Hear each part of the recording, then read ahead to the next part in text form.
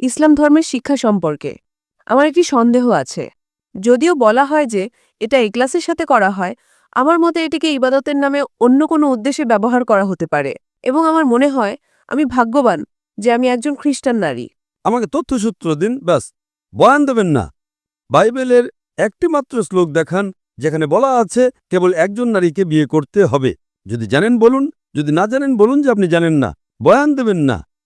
আসসালামু আলাইকুম প্রিয় দর্শক, আমরা আজকের ভিডিওতে ডক্টর জাকির নায়েক স্যারের একটি ভিডিও আপনাদের সামনে উপস্থাপনা করব, যেখানে একজন অমুসলিম বোন ইসলামের একটা ভুল শিক্ষা নিয়ে ডক্টর জাকির নায়েক স্যারকে প্রশ্ন করেছিল।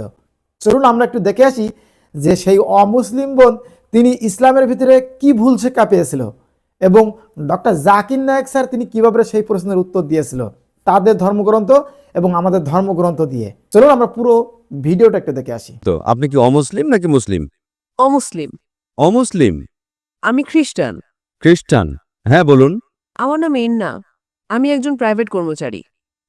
আমি যা জিজ্ঞাসা করতে চাই তা হল ইসলাম ধর্মের শিক্ষা সম্পর্কে আমার একটি সন্দেহ আছে। 5 ওয়াক্ত সালাতের বিষয়ে আমি সম্পূর্ণরূপে একমত। এটি সত্যিই আমাদের শৃঙ্খলাবদ্ধ করার জন্য, এবং আমার মতে এটি কিছুটা কঠিনও বটে, কিন্তু এটি ভালো। দ্বিতীয়ত, রমজান মাসে 30 দিন রোজা রাখাকেও আমি খুব ভালো বলে মনে করি। যে বিষয়টি আমাকে সন্দেহে ফেলে তা হল বহুবিবাহ। আমার মতে বহুবিবাহ আমাদের মতো নারীদের জন্য অত্যন্ত ক্ষতিকর। যদিও বলা হয় যে এটা ইখলাসের সাথে করা হয়, আমার মতে এটিকে ইবাদতের নামে অন্য কোনো উদ্দেশ্যে ব্যবহার করা হতে পারে। তাহলে অন্য ধর্মে কেন বহুবিবাহ নেই? এবং আমার মনে হয় আমি ভাগ্যবান যে আমি একজন খ্রিস্টান নারী। ধন্যবাদ।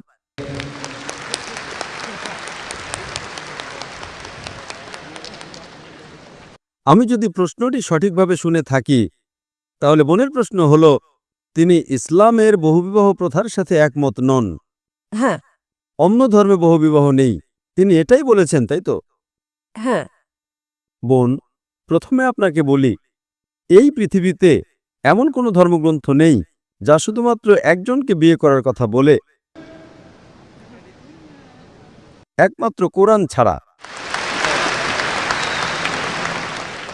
আপনি একজন খ্রিস্টান, আপনি বাইবেলের যে কোনো একটা শ্লোক দেখান যেখানে শুধু একজনকে বিয়ে করার কথা বলা হয়েছে। বাইবেলে এমন কিছু নেই। এই পৃথিবীতে কোরআন ছাড়া আর কোনো ধর্মগ্রন্থ নেই যেখানে শুধুমাত্র একজনকে বিয়ে করার কথা বলা হয়েছে, একমাত্র কোরআন ছাড়া।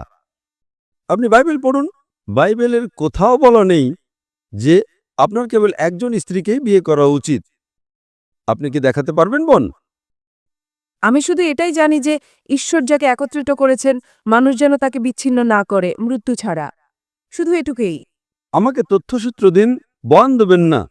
প্রমাণ দিন, অধ্যায় নাম্বার, শ্লোক নাম্বার।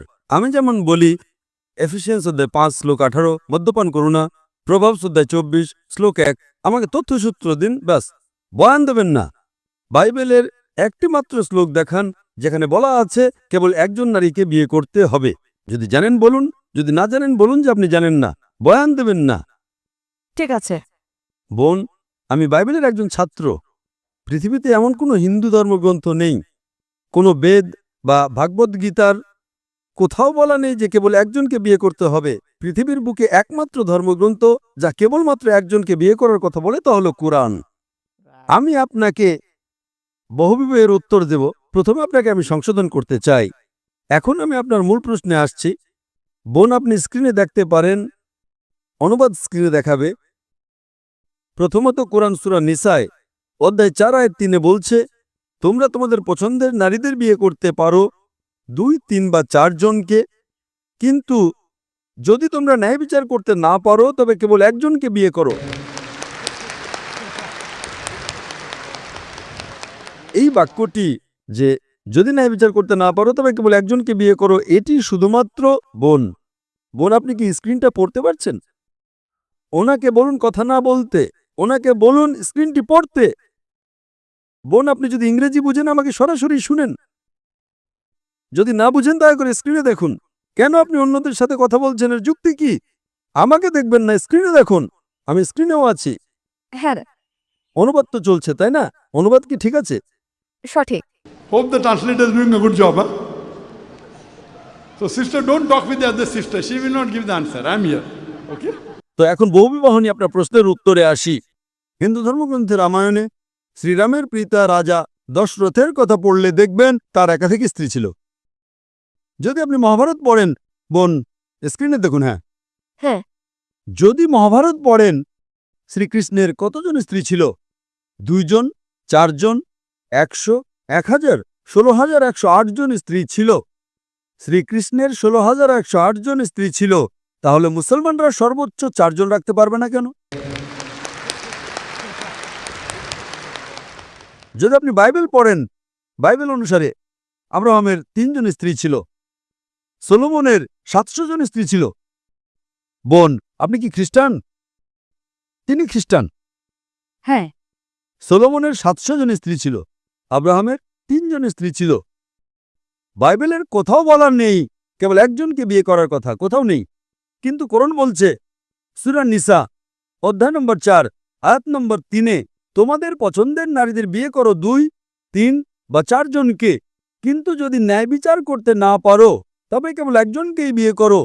ইসলামের এই বিধানের যৌক্তিক কারণ কি? আপনাকে একটা কথা বলি, ইসলামে বহুবিবাহ বাধ্যতামূলক নয়। এটা বাধ্যতামূলক নয় যা আপনাকে একাধিক বিয়ে করতেই হবে, It is mubah, optional. বাধ্যতামূলক নয়। কিন্তু যদি আপনি একাধিক বিয়ে করেন এবং ন্যায় বিচার করতে না পারেন তবে আপনি সমস্যায় পড়বেন। ঠিক। তাই আপনি যদি একাধিক বিয়ে করেন, করতে পারেন, কিন্তু আপনাকে আপনার স্ত্রীদের মধ্যে ন্যায়পরায়ণ হতে হবে। কি কারণে ইসলাম কিছু পুরুষকে একাধিক স্ত্রী রাখার অনুমতি দিয়েছে? আজকের বিজ্ঞান আমাদের বলে যে প্রাকৃতিকভাবে পুরুষ এবং নারী প্রায় সমান অনুপাতে জন্মগ্রহণ করে, কিন্তু আজকের চিকিৎসা বিজ্ঞান আমাদের বলে যে শিশুকন্যা শিশু পুরুষের চেয়ে শক্তিশালী, সে পুরুষের চেয়ে ভালোভাবে রোগের বিরুদ্ধে লড়তে পারে। এই কারণেই শৈশবে শিশুকন্যাদের তুলনায় পুরুষ শিশুদের মধ্যে মৃত্যুর হার বেশি। প্রথমে আপনাকে বলি যে আপনি পুরো পৃথিবী দেখছেন, আজ যদি আপনি বিশ্লেষণ করেন তবে দেখবেন শুধুমাত্র নিউ ইয়র্কেই পুরুষের চেয়ে 10 লক্ষেরও বেশি নারী রয়েছে। শুধুমাত্র মার্কিন যুক্তরাষ্ট্রে পুরুষের চেয়ে 40 লক্ষেরও বেশি নারী রয়েছে। শুধুমাত্র রাশিয়াতেই 1 কোটিরও বেশি নারী রয়েছে। তাই আল্লাহ সুবহানাহু ওয়া তাআলা জানেন যে সারা বিশ্বে পুরুষের চেয়ে কত লক্ষ নারী বেশি। তাই যদি আপনি আজ বিশ্লেষণ করেন, হ্যাঁ। এমনকি যদি আমি আপনার সঙ্গে একমত হই যে একজন পুরুষের একজন নারীকেই বিয়ে করা উচিত, তাহলেও নিউ ইয়র্কে 40 লক্ষের বেশি নারী থাকবে যারা পুরুষ সঙ্গী খুঁজে পাবে না। আপনি যদি আজ বিশ্লেষণ করেন, If you analyze today, চিকিৎসা বিজ্ঞানের দিক থেকে একজন শিশুকন্যা শিশুপুত্রের চেয়ে সুস্থ এবং সবল। জীবন চলার পথে যুদ্ধ, দুর্ঘটনা, মদ্যপানের কারণে যে মৃত্যুগুলো হয় তাতে নারীদের তুলনায় বেশি পুরুষ মারা যায়। ঠিক। তাই এর কারণে আজ ভারত বা অন্যান্য কিছু দেশে যেখানে নারী ভ্রূণ হত্যা এবং নারী শিশু হত্যা হয়, ভারতে নারীর সংখ্যা পুরুষের চেয়ে কম। কেন? কারণ রিপোর্ট অনুযায়ী প্রতি বছর 10 লক্ষেরও বেশি ভ্রূণকে গর্ভপাত করানো হয় যখন জানা যায় যে তারা নারী। তামিলনাড়ু সরকারি হসপিটালের রিপোর্ট অনুযায়ী প্রতি 10 জন জীবন্ত জন্মগ্রহণকারী শিশুকন্যার মধ্যে 4 জনকে হত্যা করা হয়। এর কারণে ভারত এবং অন্যান্য কিছু দেশে নারী জনসংখ্যা কম। কিন্তু যদি আমরা এই শিশুকন্যা হত্যা, এই ভ্রূণ হত্যা বন্ধ করি, তাহলে ভারতেও নারী জনসংখ্যা পুরুষ জনসংখ্যার চেয়ে বেশি হয়ে যাবে। তাই ভারতে এবং অন্যান্য কিছু দেশে বিশ্বের এই মন্দ প্রথার কারণে নারী জনসংখ্যা কম। কিন্তু যদি আপনি নারীদেরকে স্পর্শ না করেন বা হত্যা না করেন, তাহলে ইন্ডিয়ায় পুরুষ জনসংখ্যা নারী জনসংখ্যার চেয়ে কম হয়ে যাবে। তাই আমি আপনাকে প্রশ্ন করছি বোন, হ্যাঁ। যদি আমি আপনার সাথে একমত হই যে প্রত্যেক নারীর কেবল একজন পুরুষকেই বিয়ে করা উচিত, শুধুমাত্র নিউ ইয়র্কে 10 লক্ষেরও বেশি নারী থাকবে, শুধুমাত্র আমেরিকা যুক্তরাষ্ট্রে 40 লক্ষেরও বেশি নারী থাকবে, শুধুমাত্র রাশিয়াতেই 1 কোটিরও বেশি নারী থাকবে। যদি একজন পুরুষ একজন নারীকে বিয়ে করে, তাহলে রাশিয়ার এই অতিরিক্ত 1 কোটি নারীর কি হবে? আমেরিকা যুক্তরাষ্ট্রের অতিরিক্ত 40 লক্ষ নারীর কি হবে? তাদের জন্য কি বিকল্প আছে? 2টো বিকল্প। তারা হয়তো এমন একজন পুরুষকে বিয়ে করবে যার ইতিমধ্যে একজন স্ত্রী আছে, অথবা তারা গণসম্পত্তি হয়ে যাবে। গণসম্পত্তি কত কঠিন একটি শব্দ, এটাই সবচেয়ে মার্জিত শব্দ যা আমি ব্যবহার করতে পারি বোন। তাই তার জন্য একমাত্র বিকল্প হলো সে হয়তো এমন একজন পুরুষকে বিয়ে করবে যার ইতিমধ্যে একজন স্ত্রী আছে, অথবা সে গণসম্পত্তি হয়ে যাবে। আমেরিকায় গণসম্পত্তি একটা সাধারণ ব্যাপার, খুবই সাধারণ। গড়ে একজন আমেরিকান পুরুষ একজন নারীকে বিয়ে করার আগে 8 জন ভিন্ন নারীর সাথে যৌন সম্পর্ক স্থাপন করে। সে বিয়ে করার পরে কতজনের সাথে সই তার কোনো পরিসংখ্যান নেই। তাই আমেরিকায় প্রেমিকা থাকাটা সাধারণ ব্যাপার। 2 জন, 5 জন, 10 জন, 20 জন, 30 জন একাধিক আইনগত স্ত্রী রাখাটা গ্রহণযোগ্য নয়। কেন? এটা তাদের হজম হয় না। আমি জানি যে কোনো নারী তার স্বামীকে ভাগ করে নিতে চাইবে না, আমি এর সাথে একমত। কিন্তু যে কোনো ইসলামিক নারী যে উপলব্ধি করে যে তার আরেকজন বোন স্বামী খুঁজে পাচ্ছে না, সে তার বোনকে রক্ষা করার জন্য নিজের স্বামীকে ভাগ করে নিতে আপত্তি করবে না। তাই ইসলামে নারীদের রক্ষা করার জন্য কিছু পুরুষকে একাধিক স্ত্রী রাখার অনুমতি দেওয়া হয়েছে, অন্যথায় নারীরা শালীনভাবে জীবনযাপন করতে পারবে না। দেখেন, আজ ওয়েস্টার্ন কালচার যা নারীর অধিকার এবং নারী স্বাধীনতার কথা বলে, সেটা আসলে তার ভরণপোষণ, তার ইজ্জতের অবমাননা এবং তার আত্মার অবক্ষয়ের একটি ছদ্মবেশ ছড়া আর কিছুই না। শিল্প এবং সংস্কৃতির নামে তারা কি করছে? তারা আমাদের মায়েদের বিক্রি করছে, আমাদের কন্যাদের বিক্রি করছে। তাই ইসলাম নারীকে রক্ষা করে এবং হিজাবের পাশাপাশি একটি কারণ হলো কিছু পুরুষকে একাধিক স্ত্রী রাখার অনুমতি দেয়া, যাতে করে তারা নারীদের রক্ষা করতে পারে। তাই ইসলাম কিছু পুরুষকে একাধিক স্ত্রী বিয়ে করার অনুমতি দিয়েছে, যাতে তারা নারীদের রক্ষা করতে পারে।